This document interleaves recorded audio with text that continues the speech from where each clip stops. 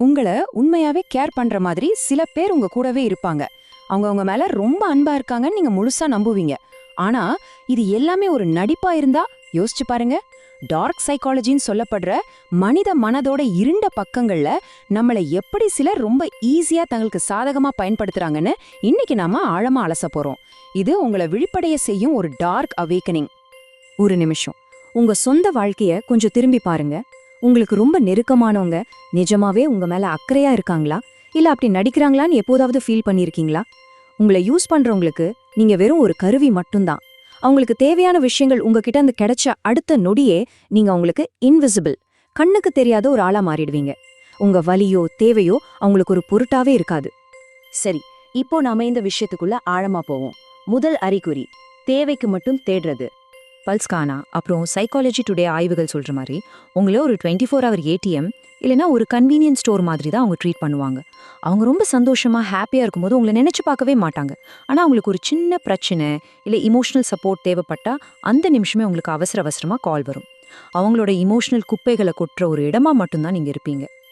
அடுத்து 2வது அறிகுறி, உங்க இரக்கத்தை அவங்க தங்களுக்கு சாதகமா பயன்படுத்திக்கிறது. ரிலேஷன்ஷிப் சைக்காலஜி என்ன சொல்லுதுன்னா, நீங்க ரொம்ப அதிகமா இரக்கம் காட்டுறவரா இருந்தா நீங்க அவங்களுக்கு ரொம்ப ஈஸியான டார்கெட்.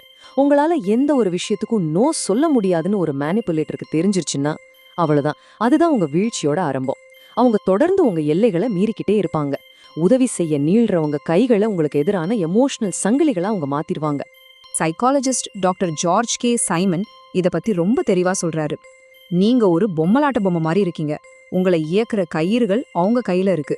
உங்களோட உளவியல் பலவீனங்களை, உங்க குற்ற உணர்ச்சிய, உங்க அன்பை, இதை எல்லாத்தையும் அவங்க ரொம்ப துல்லியமா கண்டுபிடிச்சு அந்த கயிறுகளை இழுத்து உங்களை ஒரு பப்பட் மாதிரி இயக்குவாங்க.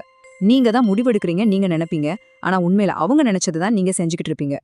3வது மிக முக்கியமான அறிகுறி, கில்ட் மேனிபுலேஷன், அதாவது குற்ற உணர்ச்சியை தூண்டி உங்களை கட்டுப்படுத்துறது. ஜூனோ ஸ்கூல் ஆய்வுகள் இது அழகா விளக்குது. ஒரு நேர்மையான வழிகாட்டுதலுக்கும் நச்சுத்தன்மை வாய்ந்த மேனிபுலேஷனுக்கும் பெரிய வித்தியாசம் இருக்கு.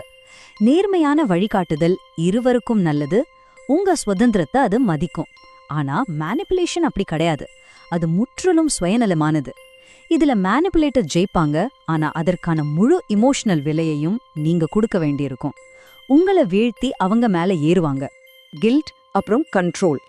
ஆராய்ச்சியாளர் ஹாரியட் பி பிரேக்கர் என்ன சொல்றாங்கன்னா, இவங்க உங்ககிட்ட இருக்க அனுதாபத்தையே உங்களுக்கு எதிரான ஒரு பெரிய ஆயுதமா மாத்துவாங்க. உங்களை இமோஷனல் பிளாக்மெயில் செஞ்சு உங்க மனசுல ஒரு ஆழமான குற்ற உணர்ச்சியை உருவாக்குவாங்க. நீங்க நிதானமா யோசிக்க உங்களுக்கு நேரமே கொடுக்க மாட்டாங்க.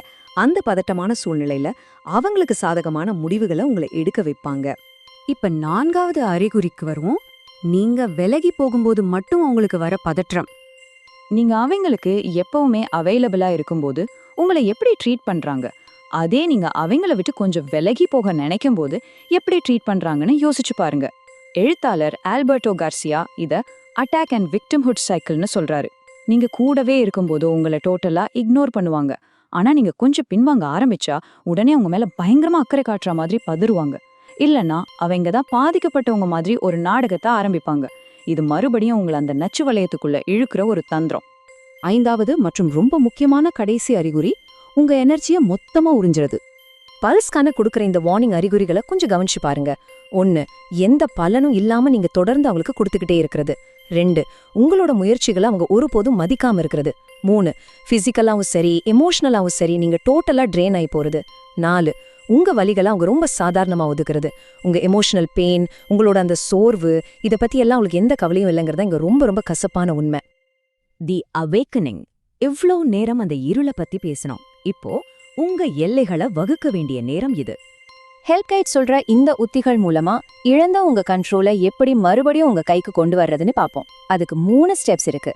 ஸ்டெப் 1, உங்க லிமிட்ஸ் என்ன, உங்களுக்கு என்ன வேணுங்கிறத முதல்ல நீங்க தெளிவா அடையாளம் காணுங்க. ஸ்டெப் 2, நான் இப்படி ஃபீல் பண்றேன்னு உங்க உணர்வுகளை அவங்க கிட்ட ஓப்பனா பேசுங்க.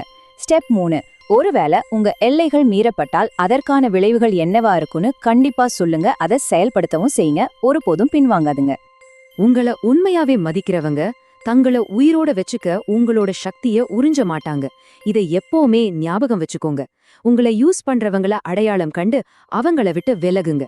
உங்க இமோஷனல் எனர்ஜியை பாதுகாத்து மியூச்சுவல் ரெஸ்பெக்ட் இருக்கிற உறவுகளை மட்டும் தேடுங்க. இப்போ நீங்க அந்த இருள்ல இருந்து வெளியே வந்துட்டீங்க. இப்போ உங்களை நீங்களே கேட்டுக்கோங்க, இனிமே உங்க வாழ்க்கையோட ரிமோட் கண்ட்ரோல் யார் கையில இருக்க போகுது?